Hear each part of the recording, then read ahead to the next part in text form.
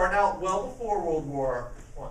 Early on, going back to a little bit of things that would affect long before. Most people don't think of this. The Portsmouth Conference and the Gentleman's Agreement with Japan. The Portsmouth Conference was the end of the Japanese the Russo War. Teddy Roosevelt wins a Nobel Peace Prize for that peace treaty. The thing is even though Japan beat Russia, Teddy Roosevelt made it look like they tied. Now, part of the culture that you had was not to shame someone who had it, but Japan always remembered that. Then we would have the Gentleman's Agreement with Japan, where we have immigration in the United States in the early 1900s. We actually did segregation of schools in San Francisco and California for Japanese. They had their own schools. And most people, when they think segregation, they only think of race in the South. But California was with Asians, in particular, Japan. And this is where that kind of sticks with Japan, that, all right, America is not looking at us as equals. All right, the Washington Conference, if you remember, this was to reduce the size of the navies in here. But I think I did this before, but with those ratios, how did that actually help Japan? They had 3 on each side of the, like on each ocean, or did they? Well, Japan they only had one ocean that they had to protect. Right. Japan with 3 only has to worry about the Pacific Ocean. For the United States, we have the Atlantic and the Pacific, so it's actually 2.5 to 3. So this agreement, Japan kind of looked at things and said, oh, that's not that bad. Now the United States, it wasn't that we didn't realize it, but we kind of looked and say, all right, we had the Panama Canal, we can move ships around if we have one war or the other. Britain, we're friends with Britain, so between the United States and Britain, they figured we got everything under control anyways. All right, the Kellogg-Briand Pacts, this is one that renounced war. I know, and looking at for your SFI test on there, and there was 1 or 2 people that said that it was promoting war. No, it renounced it. All right, well, all these countries signed it saying they were outlawed. The Dawes Plan, not the Dawes Act with Indians, but that circle of money. What happens when the circle stops? Okay, a lot of banking crises, and things got worse in Germany in particular. Okay, so this will be something, and when the German economy gets worse, they get more desperate. And who kind of emerges out of that desperation? That's where Hitler, so. All right, the Good Neighbor Policy, started by Hoover, but got best known, and this is our policy that we have with Latin America, our cousins and brothers to the south of us, where the big stick policy, we basically told them what to do. We actually treated them pretty good with the Good Neighbor Policy. After doing that for more than a decade, and then we go into World War II, will that benefit us? Yeah. Do we have to worry about a Zimmerman note in Germany trying to get Mexico to go against us, or South American countries? They're already on our side. It wasn't, and we didn't do that with that plan, but this is where that was the difference between World War I and World War II. Yeah. The Washington Conference, never mind. Okay, glad you answered. All right, now we get to the early 1930s. Okay, 1931, Japan invades Manchuria. Map there, Manchuria. Okay. All right, those of you that don't know where Manchuria is, in the northern part of China. I have on here, the U.S. does what? Well, we're in the Great Depression. Are we worried about what's going on in Japan and China? For the most part, no. So we issue the Simpson Doctrine, and if it's not underlined, bolded, that's one thing, kind of be familiar. The Simpson Doctrine says you shouldn't have done that. Did we do anything about it? So, what punishment did Japan get? Shame. Yeah, you shouldn't have done that, but now you get the resources from that country you took over. So, you're Japan? Pretty good. 1932, we ended up having the World Disarmament Conference, but it ended up being a failure. Part of this was because Germany by this time said, "Nein." Alright, we're not going along with this type of stuff. Alright, you all sign all of your little pacts and things like that. We're just not playing your game anymore. Japan's saying it too. Kind of gives a little bit of a foreshadowing of the future when these countries are saying, we're not going to. 1933, Hitler becomes chancellor. As we go along with Hitler, the president actually increases his power. The Reichschef later on actually increases his power because things kept getting better and better for Hitler, for Germany under Hitler. And so he keeps increasing his power. 1933, this is the first year for FDR. So think of our New Deal starting along this time. And then during FDR's presidency, as things were getting a little bit better, but then FDR was the same power, kind of Hitler was, but we have the court packing plant, we stopped that. All right, here's something that doesn't seem like it's real important with things, but FDR, and this is one thing that we get to monetary policy, and it's very tricky with things. You can do things to help your economy, or maybe help parts of your economy, on how your dollar compares to other things. Right now we see it because we have had in the United States quantitative easing, QE 1, 2, and 3, that we have actually lowered the value of the dollar, started with President Bush and has continued with Obama, has helped us get out of the housing crisis. But it's one of the reasons why, even though there's more supply of oil, the price of oil keeps going up, because oil is based upon the value of the dollar. So there's good and bad to whenever you do that, dropping the policy.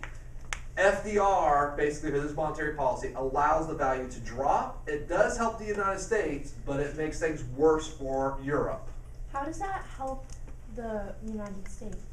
When we allow it to drop, it makes it where we're more likely to export. So it helps our factories when we have lower, and other countries will buy our products.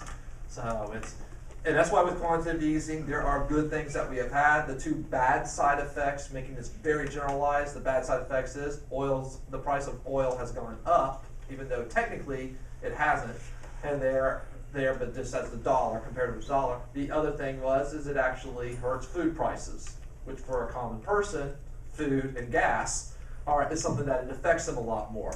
But it's basically stabilized the value of our homes. More than likely, long-term things point to no. Will it equal out? Yeah, you can strengthen that also, and you can do that. But then it's better. Then you'll end up with more imports coming in. So that you do that kind of when your economy is really strong. All right, Italy invades Ethiopia. Okay, those of you that don't know, there we have their leader, Mussolini. Most of you know the name Hitler. If you don't know Mussolini, Mussolini is he's a fascist like Hitler. In many ways worse than Hitler is with his own people. He wants a lot of power. Italy wants to become a world power. They look down into Africa and see where France and Britain have all this area. Ethiopia has always been able to be their own country, and for thousands of years, actually in biblical times, it was its own independent country, and one of the few places that stayed independent. So Italy goes down to show that they are now a world power under Mussolini, and after 2 years of fighting, they finally take over Ethiopia. Does Ethiopia have much of an army? Not much, but they did fight. So, but it kind of tells you, is Italy truly a world power? But this is where Mussolini, you want to kind of go and flex your muscles, but they do take over and they want to join with it. So what does the United States do with this? We pass our very first Neutrality Act. We're neutral. If Italy's fighting in other places, we got stuff going on in Japan and China, we're neutral. You do not need to know the technical side of this, but our first one says we're not going to sell weapons to countries that are doing bad things to other countries. So we're not going to sell weapons to Japan, we're not going to sell weapons to Italy. Okay? But for the most part, we're just neutral. All right. Now we start getting into the heavier part. 1936, we have the Spanish Civil War. Now, this is seen as like an ideological battle between fascism and democracy. For America, we support democracy. Meanwhile, Italy, Germany with Hitler, they are fascist governments. So we have this civil war. We're on the side of democracy. We want them to win. We don't want another fascist government coming in. We don't like what's happening in Germany. We don't like what's happening in Italy. Germany, who do they want to win? The fascists or the people for democracy? Fascist. All right. How about France? Democracy. How about Italy? Fascism. How about Britain? Democracy. Okay? Yeah. What does fascism mean? All right, fascism is, and this is where what you know, the government controls basically your industry. It's not communism. Okay, communism, the government controls it, but communism, you don't have private owned. Fascism, you still have private owned. The difference is if you are the owner of the factory, the government comes in and says, you're going to build this, and you're going to do this for the government. So you still own it, but you have to listen to the government. You don't have your freedoms in that way. And that's where but you still have the private ownership. You can still be the richer side of society. Okay. Now, for the United States, we want the democracy to win. We cheer them on. We're with you 100%. In Germany, they send them weapons. Britain, we're with you. Fight the good fight. In Italy, send them food and supplies. France, all right, we hope you win. So we give them great moral support, and the fascist governments give them military support, supplies. Any guesses who's going to win in that civil war? And it will be fascist. Their leader is, and no, he's not from France. Francisco Franco is the fascist leader of Spain. And for a lot of places in the world, they start looking at things and saying, well, what's better? Germany's coming out of this Great Depression pretty fast. We have this civil war, and the people for democracy they're unorganized. They can't do things. Yet Franco gets it. All right, Italy that had been a nothing for the longest time. All right, now they're starting to become a world power.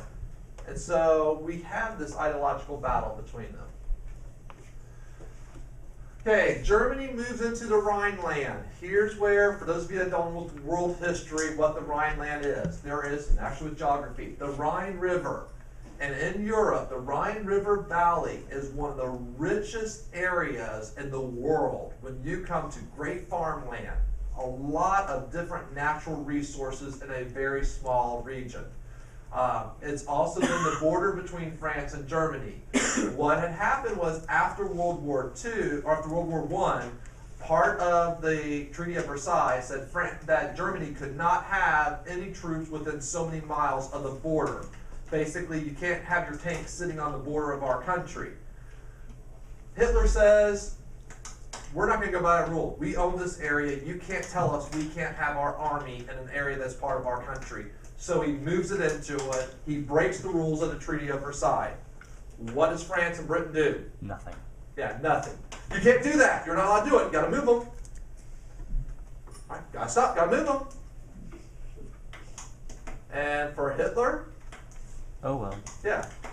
How did Germany gain back power, like from World War I? If we stopped giving them loans because we needed the money ourselves. Well, and this is where Hitler will end up, kind of building them up, doing a lot of the programs like what we did with the New Deal, stimulating the economy. I mean, literally getting people back to work. In the beginning of building the Autobahn, when Hitler was the one that had the Autobahn built, because in World War I they had a two-front war, so he wanted to connect them together militarily and have roads for high-speed transport. They went and took thousands of people, and they started, a lot of it was just manual labor. Well, they were building the Autobahn. They had the factories. Let's build the machines to go, and that can go, and the tractors and everything that the construction equipment. Is that part of how they became fascist because they? Right. Yeah. Hitler said we're doing it this way, but as they did, people came back to work. Then, as they were building up this stuff, Hitler now, and this is why the Rhineland is really important.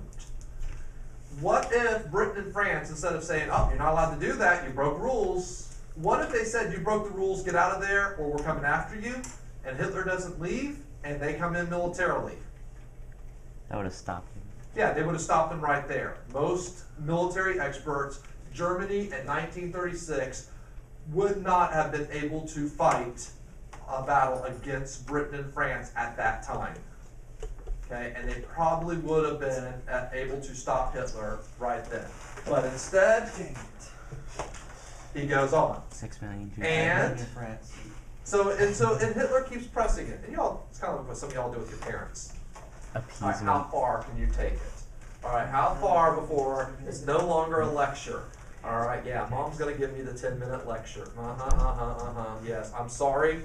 Okay, Sarah, this will sound familiar for you. But this is where, okay, and then, all right, and so, all right, yeah, I'll take a 10-minute lecture. It was worth it. Okay, I mean, and this is where, and that's kind of what Hitler was doing. So what do we do for the United States? We declare we're involved. Second We're neutrality. neutral. And here, we're not going to give loans to people doing bad stuff. That's, again, you don't really need no detail. We're just neutral. Once again. Okay. Which, this sign kind of says it. Why do we keep saying we're neutral? George Washington. We don't want to get in. Yeah, we don't want to involve that whole isolation idea that we have between after World War I. Yeah. So in the first Neutrality Act, we supported Germany, France, Italy, and Britain, or no? No, and this is why don't worry about trying to get the details of it where we say we're not going to give them weapons, now we just don't go. I mean, some of you might remember that, but the overall idea that we have here is that we are staying neutral while all these problems are occurring. Okay, 1937. Well, we didn't do anything the first time that Japan had, well, we gave the Simpson Doctrine there, but they invade more of China. Ooh, now we get tough. FDR gives a speech. Okay, FDR gives a speech. The speech, though, would be important overall because it would kind of make it where we're kind of, we are kind of getting a little bit stronger in our words towards Japan. But, words. Japan accidentally, do I have a picture of it? Yes. Japan accidentally sinks one of our destroyers. We have a destroyer in a harbor in China, and they accidentally sunk our ship. Well, we were in the harbor, and they thought that, they thought that it was a Chinese ship, even though a lot of things pointed that they probably should not have misidentified it. I mean, the markings were pretty clear. It was an American ship. But when they sank our ship, our destroyer with the USS Panay, what do? Nuke 'em. Yeah, we don't. Which you would think today, what would happen if we had a country go and sink one of our ships today? War. Yeah, we're coming after you. But at that time, the American people, oh wait, they apologized. All right, they said it was an accident. All right, let's not get involved. And that's where we're. If you're Japan, what are you thinking of the Americans on this case? You sunk a destroyer. You sunk a ship of their U.S. Navy. And we had casualties, yeah. So we're not doing anything. We would issue the third Neutrality Act, though, during this year. Because this is why, by this time, since Franco takes over, we're not going to give Spain anything. All right.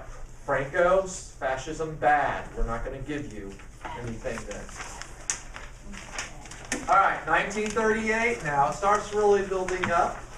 Do we have any Germans in here? People know German language? All right, I'm not. Munchlosh, as I think is how it's pronounced. You know, there I always mispronounce. I mispronounce English. How am I going to German? But maybe you're not even German, but you are a great lover of the movie Sound of Music. And that is where this comes in for the Sound of Music. It is a union between Germany and Austria. Remember in World War II, or in World War I, they're kind of our cousins. Well, how they become more kissing cousins. Ew. It's legal in Florida. Oh my But this is where you have the union between those two. Hitler also, he has written earlier, but he had talked about this in his book with Mein Kampf.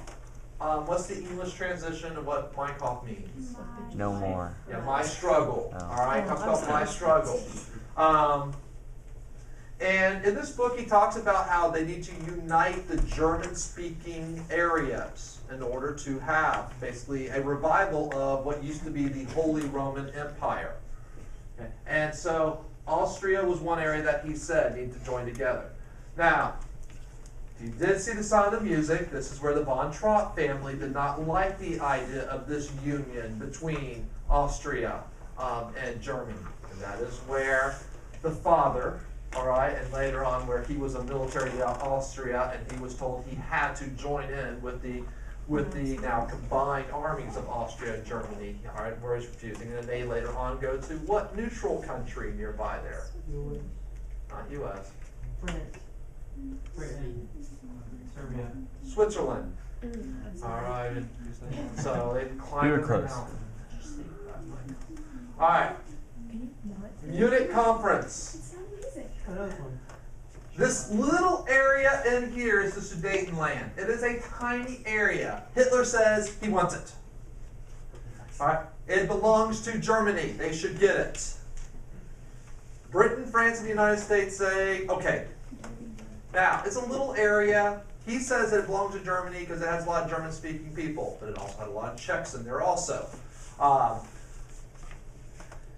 The thing that I have on, I said, what is significant about this area? Of all the areas that Hitler wants, the area that militarily would be the hardest to take over is the Sudetenland. It is kind of mountainous. He would not be able to roll his tanks through it real easy. Militarily, it would take a lot of effort. So the thing that's hardest for him to get, guess what they do? We give it to him. Yeah, they give it to him. And I'm going to stop there because we'll continue on that part tomorrow. History, not just U.S. history, world history with the Munich Conference. Think yesterday when we finished, I mentioned that this little area, the Sudetenland, it was not a large area, but it was very significant in that militarily it would be very hard to take over. And when we look at things that was happening with Hitler, the part that would be the absolute toughest for him to take, he didn't have to fire a single shot, didn't have to do anything. It was given to him. Britain and France, basically, you want it, all right, you say that you're going to take over it if we don't give it to you, so we'll go ahead and just give it to you. What do we as the United States do? Nothing. Yeah, we're basically not involved. We're there, but don't get us involved with this in there. Now, two people that you do need to know from Britain. One in particular you should already know. The British leader at that time was Neville Chamberlain. And he actually, there's comments, and you read things about, he said, this is one of the greatest things for world history, and how we saved, basically, to not go to a war. Now we look back, and we know that Chamberlain wasn't exactly knowing what was going on, or what was going to go on. Meanwhile, Winston Churchill vastly criticized what Britain did, and this is a term you need to know. He called it appeasement. We appeased Hitler. We gave him what he wanted. Again, now we look back and see, okay, where Hitler had said, this is the last I want. I won't take over any place else. Do we realize that maybe he's not so truthful? And here's where if you actually wanted to know what was Hitler going to do next, he actually had his game plan written out. Where did he write out his game plan? Mein Kampf. Mein Kampf. He basically said, here's the areas that Germany needs. Now, he didn't go and make it in a nice, neat order. All right, we're going to go here, then we're going to go here, then we're going to go there.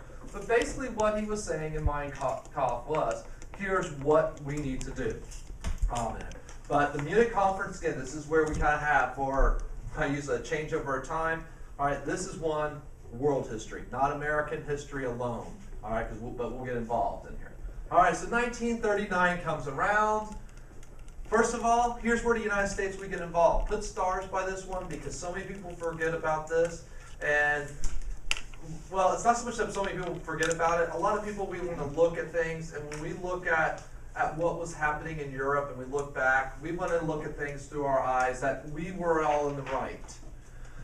But in some of the areas of Germany, when they were taking over different areas, they had expelled a lot of the Jewish people. And we had a ship called the St. Louis that came, and it came over to the United States. 900 refugees were on that ship. Weinstein wasn't on it, no. And what did we as United States do for these people that are basically kicked out of their homes in German and other areas? You let him Go in. back. Yeah, we would not allow them to get off that ship. It went from place to place, all up and down our coast, went for various areas, and had to go back to Europe. And basically the European countries, Belgium, France, Britain, some of them, basically they took some of those refugees and had them stay or let them go to their countries. But here's where a lot of times people look and say, oh, for the United States, okay, we're the good guys. Well, we're not going to allow this ship because it's got 900 Jewish people on it. And, no, we didn't have concentration camps or anything like that, but there was this filling here also. Oh, believe it or not, Hitler broke his promise. March of that year, where all he said, the only part of Czechoslovakia that he wanted was the Sudetenland. All right, he didn't want the other part of Czechoslovakia. Well, he rolls his tanks in and takes over the other part. Pretty easy to take over it. And this is about the time that Winston Churchill is saying, I told you so. Okay, and it wasn't too long after that that you would end up having Chamberlain would end up losing, and Churchill would end up becoming the Prime Minister for Britain. August. Here is, and this is where for some of you may not know this with world history, but in August of 1939, the non-aggression pact was signed between Germany and the Soviet Union. Now, we have Joseph Stalin and Hitler. The two do not like each other. The two governments styles, communism, fascism, actually, even though there's some things that are a lot alike, they conflict with each other. They're ideologically actually on opposite ends there. So, but they make a deal that they won't fight each other. Which, if you are the Soviet Union, old Russia, this is the one thing you're always worried about. The Soviet Union, the biggest problem they've had in their history is invasions coming in from Europe. And Germany is the main power that they are worried about. Germany has made an agreement saying, we're not going to come after you. So if you're Joseph Stalin, your biggest threat has now basically, you made peace with them. So for the Soviet Union, this is good. Why would Germany do this though? So they don't have to fight them? Russia? What? Slowly take over Russia. Slowly take over Russia? Oh, you think Hitler's lying? Take over this room. So they have to face it on 2 fronts. All right, and this is for Germany. They're thinking back to World War I. We don't want a 2-front war. If we're going to end up fighting eventually, let's get it where we're concentrating on that side where France is. And we're going to fight on the Western Front. We won't have an Eastern and Western Front. And this is where you're going to see so many things, World War I and World War II coming together. All right, so Hitler and Stalin don't like each other. And then, believe it or not too long afterwards, we will end up having Germany invade their neighbor Poland. But what we didn't know is, and this is where Hitler had told Stalin, I'm going to invade Poland, but I'm only going to go so far in Poland. All right, I am not coming over after you. Do I have a picture of this yet? All right, I'll have to go back to that. But it basically says, I'm not coming after you. And Hitler kept his word. He basically got to this one river, and then basically he stops. I think it's the Elbe River is where he went to, I'm not sure. And then the Soviet, and basically Stalin says, oh, all right, well, I'm going to take over the other part. So later on, Stalin takes over that other part of Poland. One bad thing for Poland that they have in their history is they are a group of people. They actually have some very beautiful land that they live on. The problem is it's nice flat land in between 2 powerful countries. So Poland just happens to be in an area that gets back and forth as Russia and Germany. They're in the wrong place. Easy to roll tanks there. through. What? Easy to roll tanks Yeah, through. very easy for tanks. And this is where this word Blitzkrieg comes in. Those of you that know football, what's a blitz? Russian. Yeah, you bring basically a linebacker, outside backer, you might bring a defensive back, and you come full speed at them. Well, the Blitzkrieg was the military tactic. The Germans, first of all, you roll in, you have your planes bomb any defense mechanism that they have, you have your tanks rolling in, and your troops right behind them. Within 3 days, Germany had Poland subdued. Okay? It did not take very long. There's some things that sometimes people will go and say with the NRA, that one reason why we should not have gun registration laws is Poland had very good gun registration laws. And when the Nazis rolled into Poland, they came knocking on the door and said, Cook family, I see you have a shotgun, a 45, and a 22 rifle. You need to turn them over. And what happens if the Cook family doesn't turn it over? They die. No, they didn't die. They were some of the very first to go into some of these work camps, concentration camps.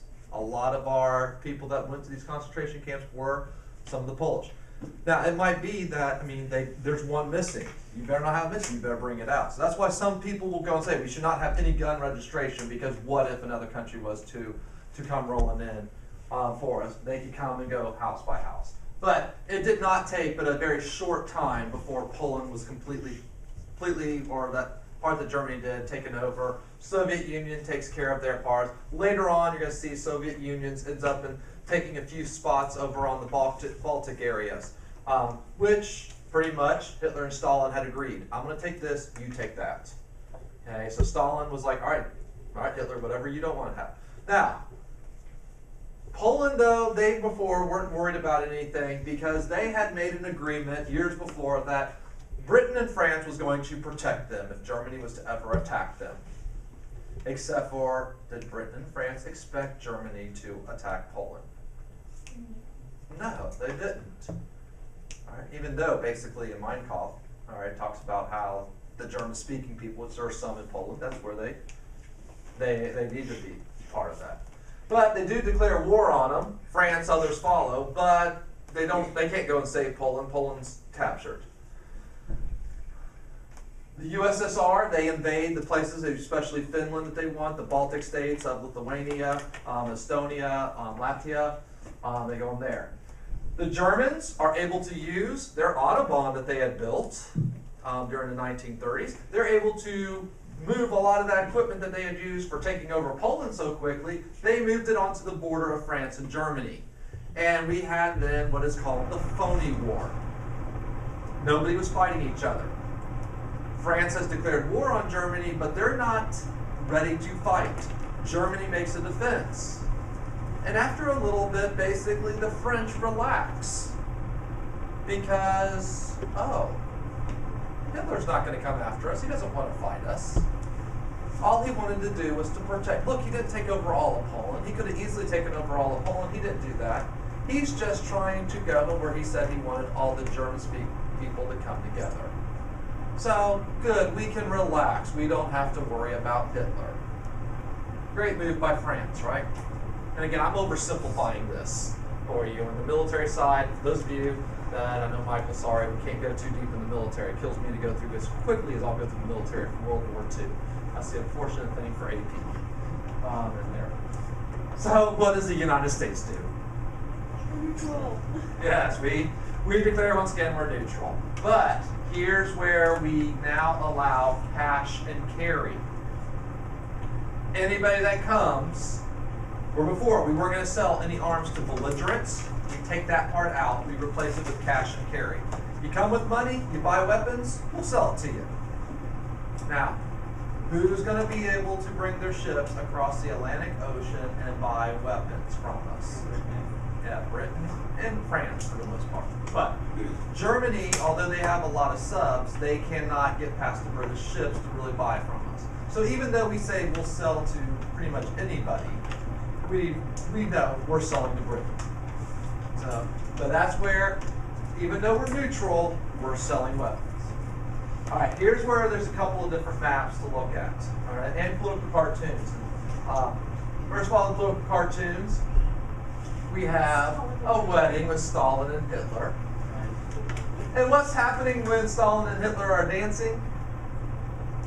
trying to get around each other? Well, They're stabbing each other in the back. Hitler's actually stabbing them in the back. Anyone, even though we haven't got to this part yet, anyone guess what ends up happening later in the war? Okay, yeah, Hitler, surprise, surprise, attacks Soviet Union. Alright, for these maps. Now, here is where when you look for Sudetenland, before the Germans went and attacked any area, the Rhineland was the area that they were not supposed to occupy. They went into that area. They get to Sudetenland. We have our union between Austria and Germany. Okay, so then the Third Reich. So realistically, our German-speaking people. We then will have it where the Germans go into Poland. Notice they did not take all of Poland. They took basically about half of Poland. And then Soviet Union took the other half, and then the Soviet Union goes later up into this area here and takes over that. But here's where we end up with the United Germany. And this is when France says, oh, okay, now we see this is all that he wanted, was that united area. Okay. And unfortunately, this is where the phony war is going. Yes? Well, I think we don't like the USSR, like what country that It stands for the Union of Soviet Socialist Republics. It is like the United States. It ultimately would end up being 15 different countries together. The United States, we were originally 13 countries united together. Well, the Soviet Union was 15, which Russia was the biggest. Like Estonia, Lithuania would end up being different Soviets. Instead of calling them states, they're Soviets. But that's what they would end up coming together.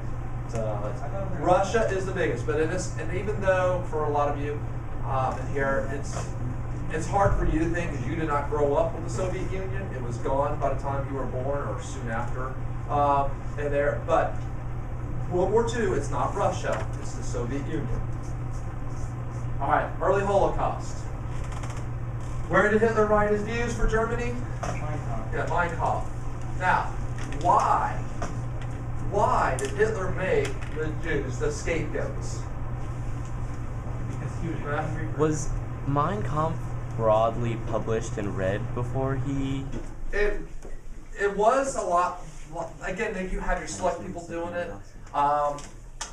The thing about Mein Kampf is it's not very well written. It's not very well organized. I mean, I've never read it, but from what people, it's one that is very confusing when you're reading it. But there are bits and pieces that when you start putting together, and if you really were to go, and it's kind of like where some people will take what part do they want. Hey, I like this section that you have. What does Mein Kampf mean? Mein Struggle. And Hitler, the original writing of it, or at least the start of it, was when he was put in prison in the 1920s. Okay, and he wrote it at that time, and then he would rise from there. Now, but going back to the question, why? Let's start first of all in Germany. Why are Jewish people the scapegoats? Because nobody likes Jewish people. But why are they not liking Jewish people? Because they're different. They're rich. Some of them are. They were in charge They're of bankers. in Germany. All right, and that's where a lot of times we still have it today. You'll see people will talk about the banking conspiracy and the Jewish bankers. We still have things today that are that way. If there's a financial problem, and remember in the United States we had all these banks that were failing. What if you had your life savings in a bank and it failed? Are you mad at that bank? Yeah. And what if the president of the bank is Jewish? Do you suddenly, there's something different? Germany was in an economic crisis. A lot of times this is where people try to find a scapegoat. And that's where they were the scapegoat. The Jewish people, what had happened with them, with the Diaspora, they had been spread throughout. And one thing that Jewish people had, though, was their education. Because they learned Hebrew. Again, part of it was for their religion, to be able to read religious writings. But if you learn to read and write for religion, does it help you in other education also? Mm-hmm. I mean, you look at the United States, our New England area with the Puritans, okay, and how they taught their children to read and write for the Bible, and it actually would help them out economically in non-religious ways also. So that would happen for Jewish people. And so as they are moving from different parts of the world and spreading out throughout different parts of the world, they were highly educated. They would take jobs as a banker, as an accountant, Or you would have a skill that you traded down. And one skill they had a lot of times was a jeweler. If you're a diamond cutter, Yeah. okay, you can't mess up on that. So, and this is where we would have some of those things that person. Any of you ever go to buy a diamond ring? All right. What's the difference between two rings that basically look the same to you, but one's 3,000, one's 5,000? More diamond than the one that's expensive. But they might be the same size. Different You cuts. have your cut, you have your clarity, you have little things in there. 360. And how do you know which one is truly more valuable than the other?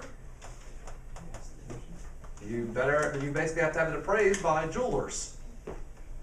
All right, and Trace goes out because the love of his life. He goes, and he's the romantic that he is. He is gonna go and propose to her on Valentine's Day, and he buys this ring for $5,000. All right. Later on, though, she dumps him. Oh. All right, girls, unless it's cheating, girls, you give back the ring. Okay, you don't keep the ring when you just there. But he has this ring he paid $5,000 for. He goes back to the jeweler and says, "All right, it's over." Okay, so he goes to sell it back, and they say, "Oh, you know, it's only worth $4,500." Wait, I bought it 6 months ago for $5,000. Well, there was a diamond find in South Africa. The supply of diamonds have gone up, so the price has gone down. All right, and so he's kind of, upset with that. Well, what if that jeweler was Jewish? All right, he can't be mad at the love of his life. All right, then so, and this is where for scapegoat, and there's various jobs like that you have. How are people of Jewish faith treated in America? Well, the St. Louis is a good example of how we felt we didn't want any other Jewish people, so that's a great example. But even before that, when we had Jewish people come as new immigrants. So bad. Yeah. Remember the KKK in the 1920s? You think that they had open arms for a lot of these new immigrants and Jewish people? So for the United States, we always look at Germany and Hitler and how bad things were, but Not much better. right, and at this time period, there's not a whole lot different. Now, we don't have concentration camps or anything like that, but that's where, again, I want you to kind of see that side of it. All right, besides people of Jewish faith, what other groups did Hitler and the Nazis target? And these would be people that end up going into the concentration camps. All right, gypsies. All right, some different races, and this is where, like I mentioned, with the Polish. That's where a lot of people that were Poles, they were put in. Who else? People who didn't have blue eyes or blonde hair. Well, sometimes those who were not of Aryan, so that's where the different races. What if you were of a different religious group, Seventh-day Adventists, something like that? Even if you were extreme, usually it wasn't, you can't say Christian straight out, but if you were extreme with some things for religious, they might find a reason for you. Homosexuals. All right, basically you aren't with the Aryans, but it wasn't just people of Jewish faith, although that was the largest number of people. Okay, the Nuremberg Laws. Again, this is with world history, but one in 1935, this legislation was passed. It restricted the rights of Jews, where they had to live in their ghettos, in their neighborhoods. Definitely more information. Where they had to, a lot of times, wear the Jewish star to identify themselves that they were Jewish. And now, I have the question, what did the Germans do once they entered Poland and other areas? When they found people of Jewish faith in those other areas? Persecuted them as well. And that's where, and even more so than even in their own country. Now, and here some of you alluded to this before, how does the persecution of Jews help the U.S. war effort later on? Huh? Well, it does give us a cause, but is that actually why many Americans were fighting? Justifies it? Well, we don't really know about the concentration camps until the very end of the war. The Jews came to our side. They helped us. Oh, I see that. Yeah, they came and helped. Earlier. A lot of the scientists in Germany were Jewish. And a lot of those scientists that Hitler drove out would come to the United States most famous scientist in the world at that time was pretty much driven out with Albert Einstein. A lot of these scientists would end up working on various projects on the war that would help out the United States. The Manhattan Project with the atomic bomb being one of those. Now, Einstein himself truly didn't much work with that, but he will be key in the reason why we would end up having that project go. But this is where, for Hitler, if he actually truly wanted some of his ambitions for the world, if he would have kept some of those brilliant scientists there, it would have helped him. He still had a lot of good scientists. Oh, the Germans, yeah, the Germans and the idea of the German engineering spirit, but what he lost was also significant. All right, 1940, we had the phony war for the longest time. France is relaxing, and Germany finally does attack. But do they attack France first? No, see, France between World War I and World War II had made this incredible amount of defensive lines. They have all kinds of things to help to stop an invasion coming from Germany there. So they're ready for the Germans on the border. But they don't go that way. They go through the beautiful country of Belgium. And they'll attack Belgium, Denmark. They go up into Norway, the Netherlands. And then, let's see, do I have a map? And then they're able to sweep in from the north. Instead of where we had this defensive line, they sweep in this area. Did the French make any defensive measures on their border with Belgium? No. No, they weren't worried about Belgium. But basically, they left the back door open, and Germany sweeps in behind their defensive lines. Now, anyone know here militarily, why, of the Scandinavian countries, why did Hitler want Norway?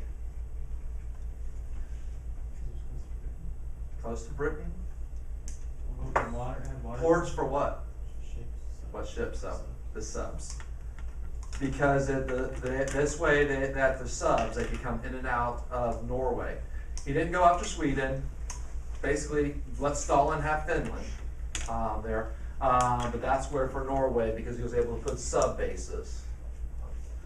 All right, after Germany takes over France, and then I have on there, Italy comes in and takes over the bottom part, so Mussolini gets involved. But it does not take very long. I mean, we're talking about a very short time period. France is completely subdued. And Germany sets up Vichy France. It is a puppet government. What is meant by a puppet government? No, not well. It is sort of by one person, Controlled but by somebody else, like not in the country. right, it's controlled by someone else. So Vichy France was a free France, but who is it truly controlled by? Germany. Yeah, it's Germany. Communist government. Well, and this is where we have this free France, and we have the occupied areas here. Now, here's where we also look at, once again, the Europeans. Again, very quickly, a lot of the French got driven very quickly for the soldiers to the shore. And there were times, though, that the French soldiers were sitting literally exposed on the beach, and German planes were flying over them and not shooting them. I mean, they're sitting ducks. And meanwhile, the British are sending over all kinds of ships, I mean, any little ship they can, to pick up these French soldiers and send them over to Britain. And we will end up having a couple 100,000 French soldiers that go and get to Britain to later on fight again against Germany. Why did Hitler not order that they be shot? Then you would really No reason? More attacks. More attack? They're Then sitting, you would take out the he knows they're going United to come back eventually. States, 'cause you know- Are you going to, if your homeland's been taken over by someone else, Because you would- are you going to come back and fight for it? Come back for your family? You don't want to waste ammunition. They want to waste ammunition? You don't want to take out the United States like that. It's afraid of the United States. They're retreating. They're gonna They're come back retreating? eventually. Oh, Hitler has a heart, He has right? morals, he has morals. He doesn't. Okay. He wants to have it be a fair fight. He's okay. A lot of times people we don't know for sure, because we definitely don't know what was going through Hitler's mind. Okay, but there are different type of theories that we have. One of the most popular theories was that Hitler really wasn't interested in fighting Britain, and he maybe was trying to show that all he's trying to do is take over mainland Europe, and if Britain would sue for peace, the war would be over.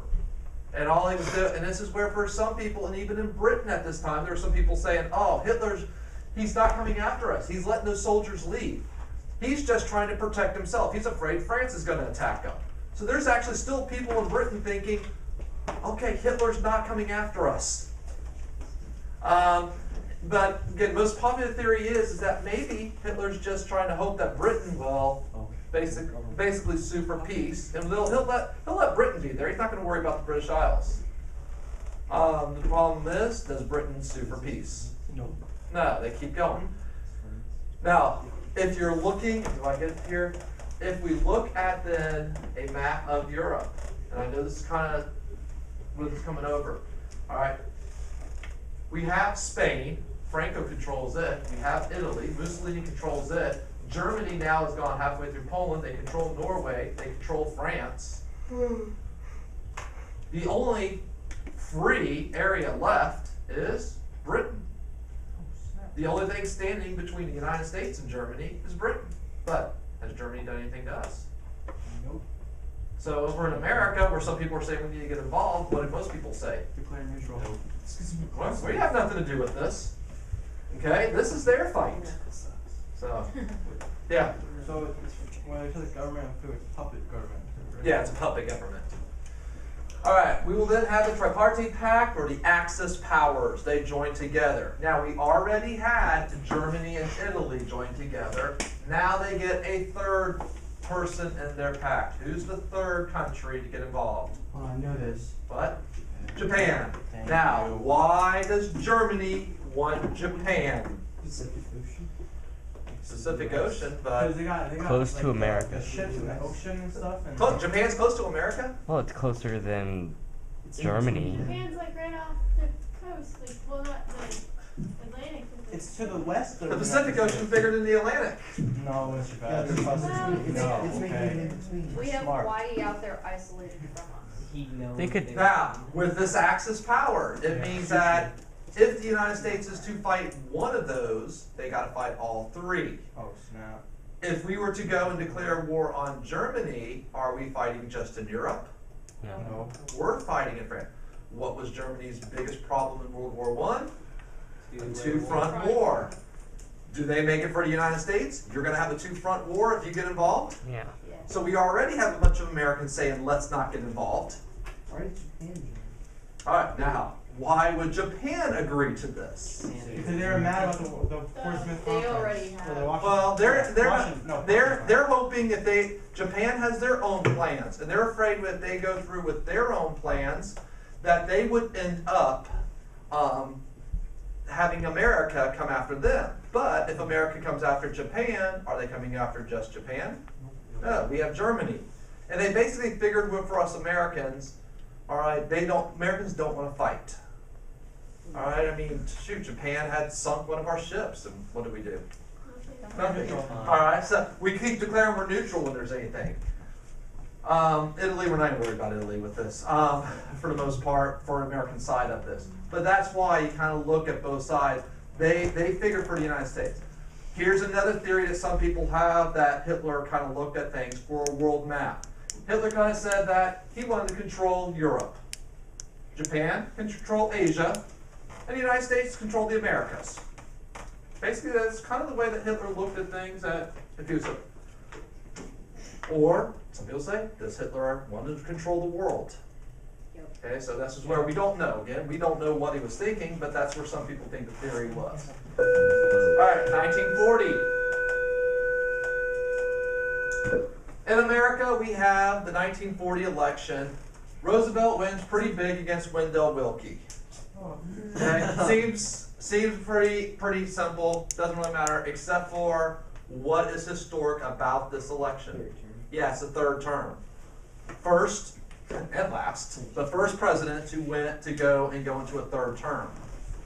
Why is it that Americans would break away from George Washington's precedent of 2 terms? Because that's the so good. They liked Yeah, a it. lot of things we are. Plus, we have things have gotten better in the Depression. Do we, with Europe's in a world war, do we want to switch presidents in the middle of this? And so that's why for most Americans, even though some people say we can't do a third term, all right, Washington, when other people say, well, there is no set rule for this, all right, now's not the right time to switch. So, And then the next election, when he would win the fourth term, which he wouldn't live very long after that, but when he would win the fourth term, it kind of was, all right, we already broke the barrier. All right, we can keep going to a fourth term. All right, here's where we get to a key point. We placed an embargo on oil and steel to Japan. What is an embargo?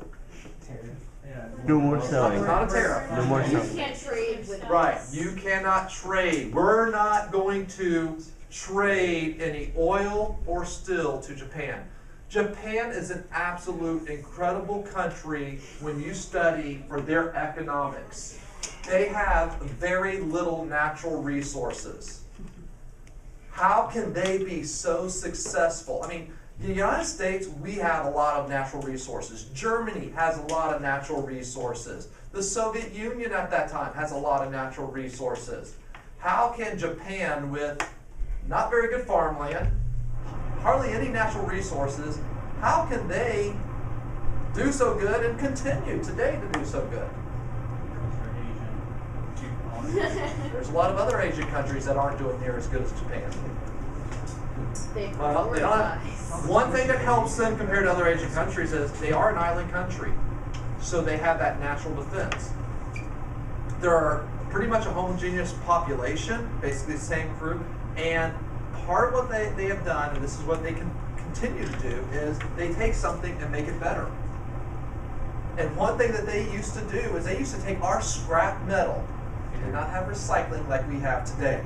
They would take our scrap metal, melt it down, and they would make better products. Their war machine was made by a lot of that was with our metal that we had sold to them for our old cars and our old stuff that we had. And for oil, there is no oil resources in Japan. Now today we know in the South China Sea, or East China Sea, one of those, we know there's some oil there. But that time we weren't drilling there. Where's the one place in Asia that has a lot of oil resources? It's not India, not China. China has some, but not as much. Indonesia. Indonesia, actually. The problem is for Indonesia, it is controlled by the Netherlands. Of course, the Netherlands have just been taken over by Germany. So, could Japan take over the Netherlands now? Or they could just join Germany. All right. Well, Germany isn't worried about Indonesia. So the Netherlands are kind of just sitting there. Same with the French colonies, the British colonies that are in Asia. So this is where, but the United States we're still sitting over. Remember the Philippines? We still have our military in the Philippines. It's in between Indonesia and Japan. Are we going to allow them? No. I have on here, what does this do with this embargo? And here's where we kind of look at it. In some ways, we push Japan into a corner. Their war machine realistically could not go without our oil. I know that sounds weird. We used to export oil by large amounts. We were the largest exporter of oil in the past. Okay? If we stop doing things, we are going to have, within a very short period of time, and short period of time is a couple of years, but the Japan war machine is going to grind up to a halt unless they take over an area that has the oil or the United States opens it back up. So we push them in the corner. They're going to have to do something. We passed the Selective Service Act. When you see selective service, what do you see? What do you think? A draft. Wait, we're not in this war. Anybody preparing to fight a war? The Battle of Britain begins. Now, I say, what type of fighting is the Battle of Britain? It's bombing. It's an air war.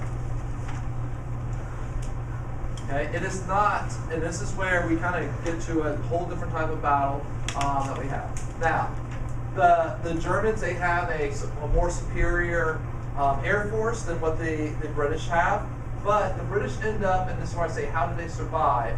One reason that they end up surviving is simply because their radar, although it's very rudimentary, they are able to use that science of the radar, and they're able to find when the Germans are coming to attack. They would also, the will of the people and the people of Britain, when they would do a blackout, you black everything out. I mean, you cannot be driving a car around at night. You cannot have any light coming out your windows. Because if you have that happening, it's real easy at night to bomb a city.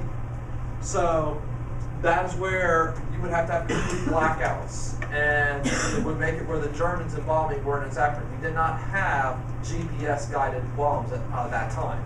Okay, you would be visual. Fine.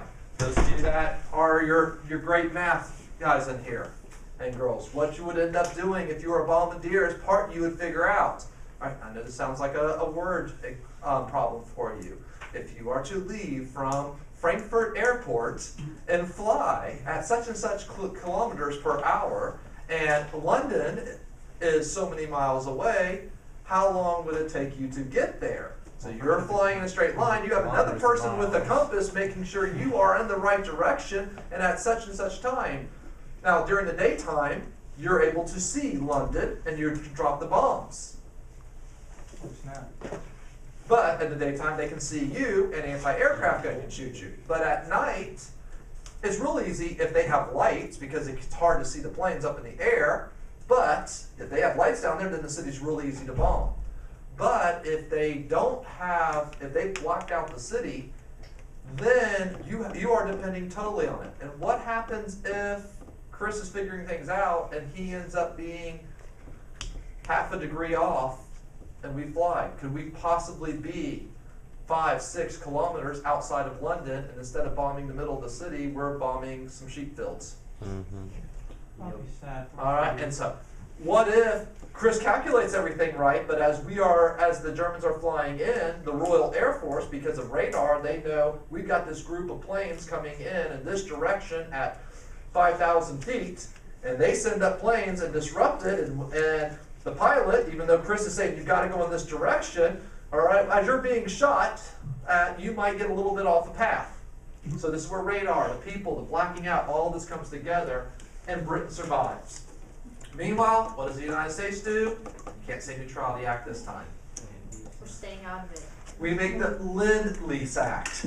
We make the Lend-Lease Act. We go from cash and carry to Lend-Lease.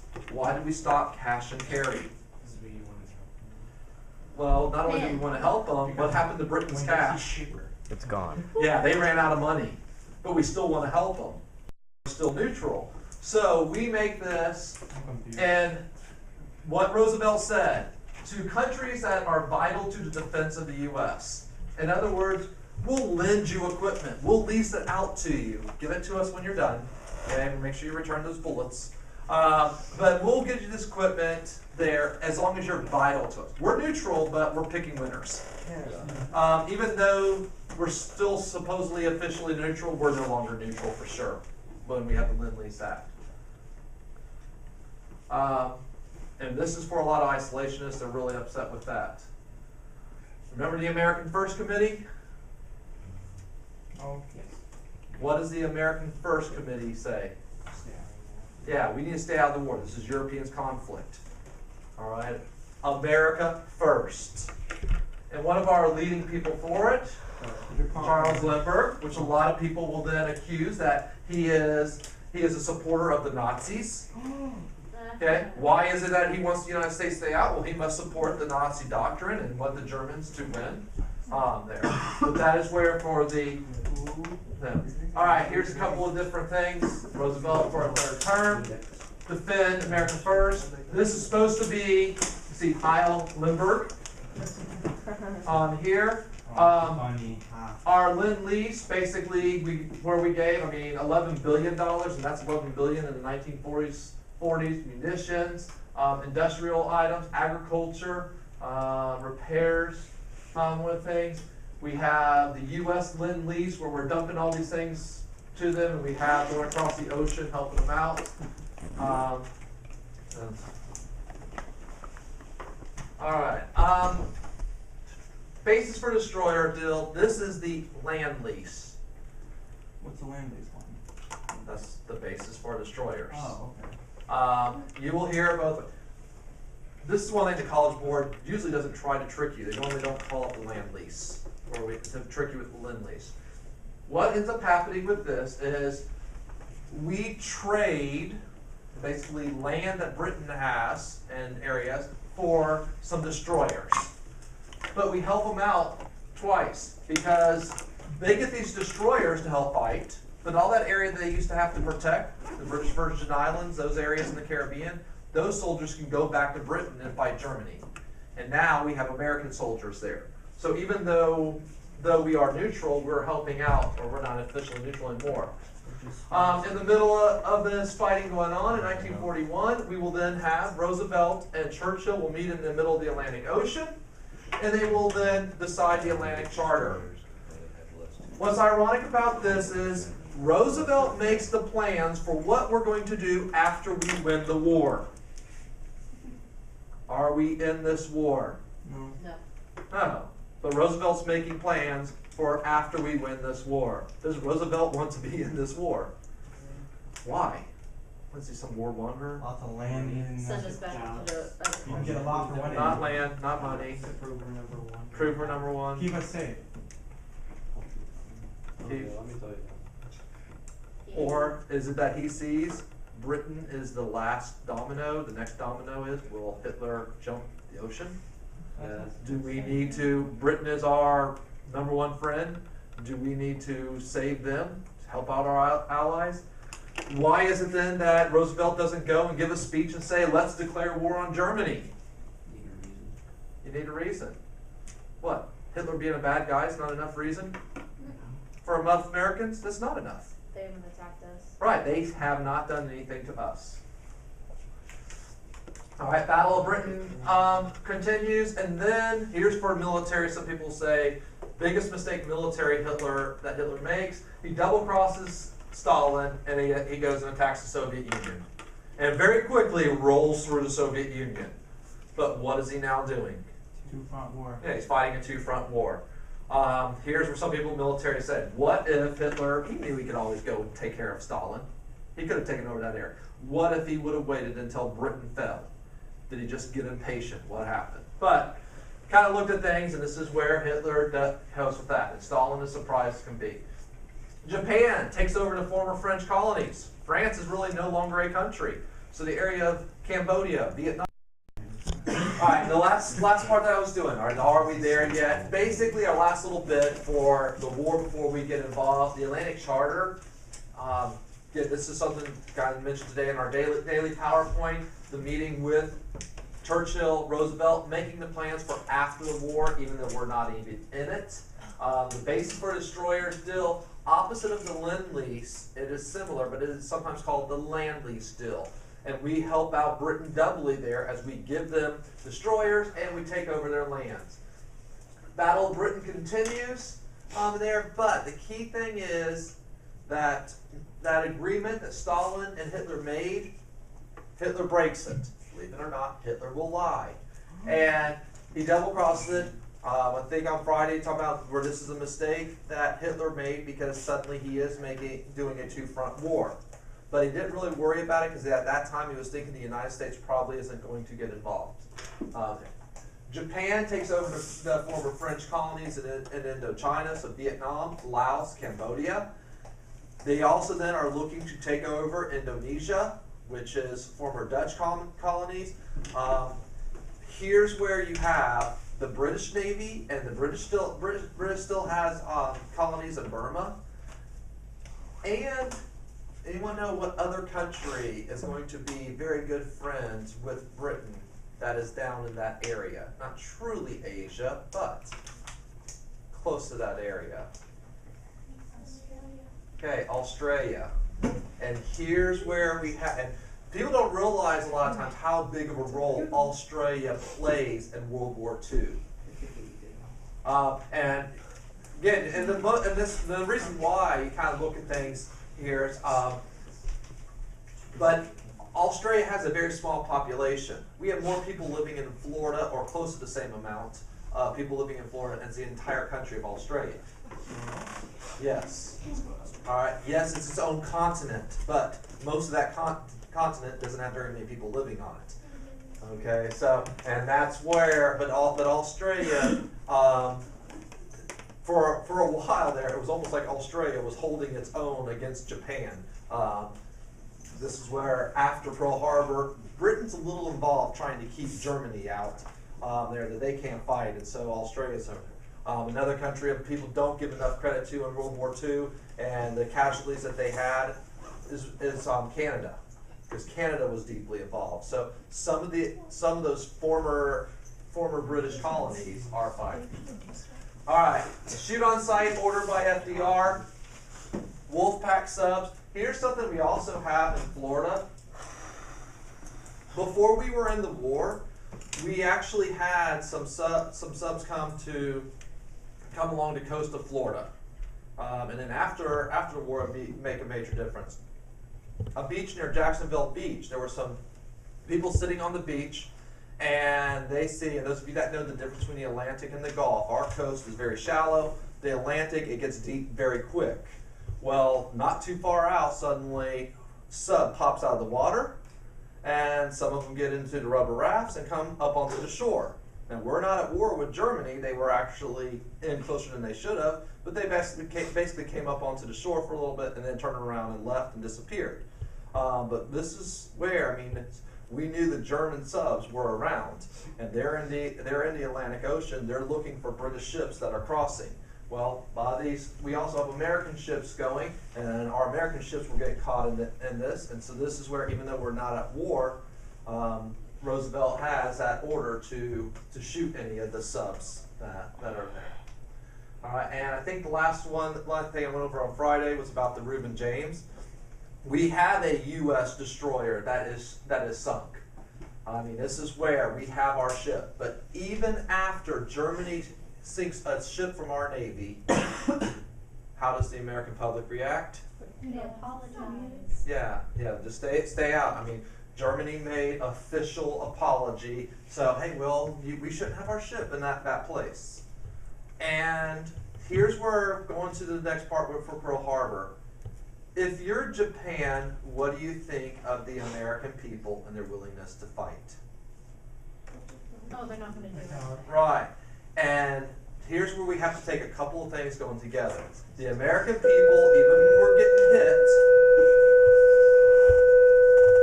we're backing down, we declare ourselves neutral, we go and we won't get involved in the fight.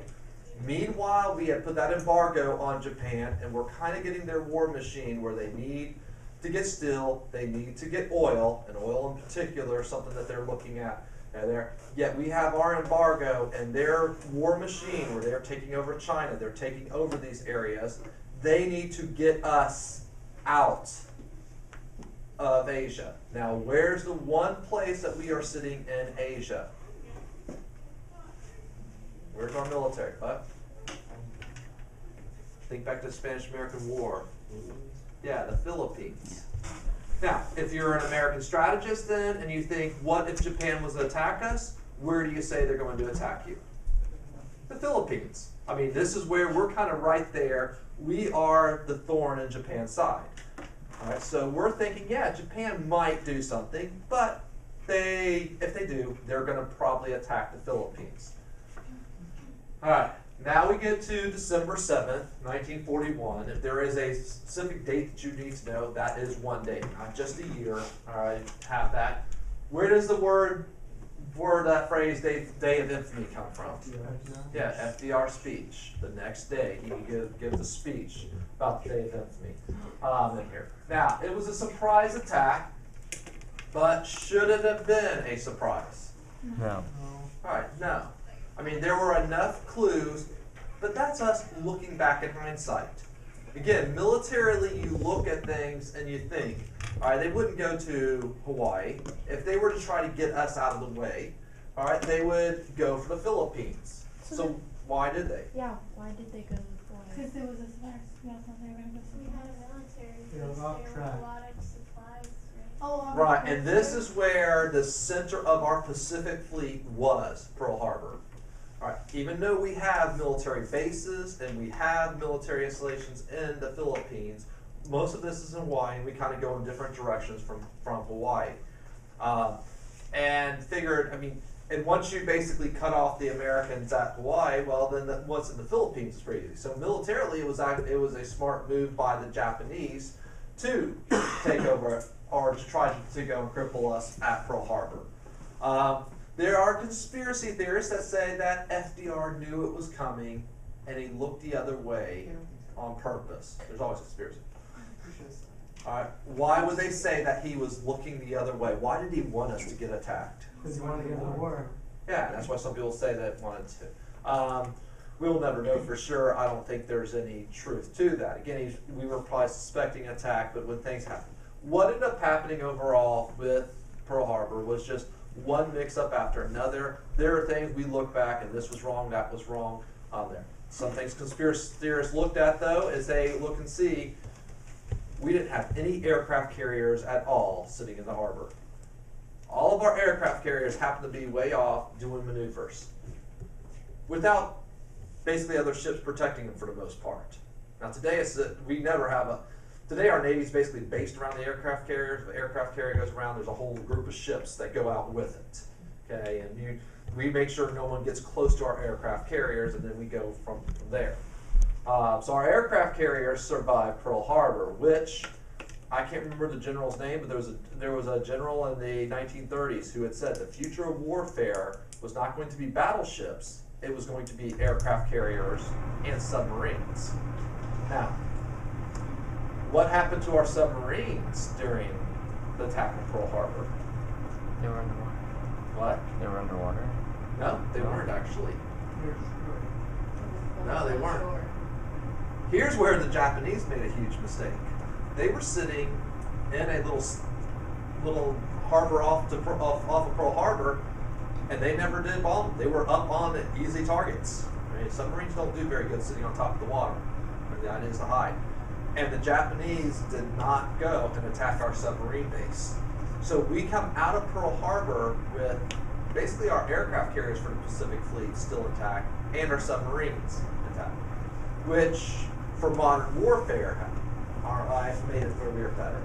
Meanwhile, what got damaged was what was the warfare of the past, battleships. Okay, that's what had gotten damaged more than anything else. And where it was kind of looking at things that it was trying to cripple us, all right, maybe didn't do as much as it could have. And one thing that we kind of also look at is where the Japanese, they went and attacked some of our little side bases. They even attacked some of our military hospitals. This view with the movie Pearl Harbor, where they were shooting the hospital. Okay, that wasn't Disney making it. You can actually, in one of those hospitals, there are bullet holes in the side, or where the concrete, where the Japanese planes came in, were shooting our hospital. Probably would have militarily been better to go after our submarines, but it was an attack in that way. All right, you hear of Hitler, you hear of Mussolini. The third guy in your generation probably doesn't know it, but when you hear of Tojo, okay, that's kind of the representative of Japan. The emperor really had lost the power in Japan. It was controlled by the military, or the generals there, Tojo being their lead general. So that's the bad guy during World War II for Japan. When we make little comics, make fun of things, Hitler's always one because you put a mustache on it, but you'll see a lot of things where they'll do the same thing with Tojo. But most of your generation, yes, you know about Hitler, you don't know Tojo as the leader of the Japanese. All right, the next day, FDR gives one of the hardest speeches in his life, the Day of Infamy speech. The U.S. declares war on Japan. 3 days later, Germany and Italy declare war on the U.S. Why do they declare war on us? Right, that alliance. Now, Japan attacks us. Where are we going to focus our fighting on? Yeah, we're going to go to the Atlantic. But we're going to find, in our next section, then, where the war kind of gets a little bit different and what we end up doing. So I think that's the end of it. All right, that's the end of that part. So.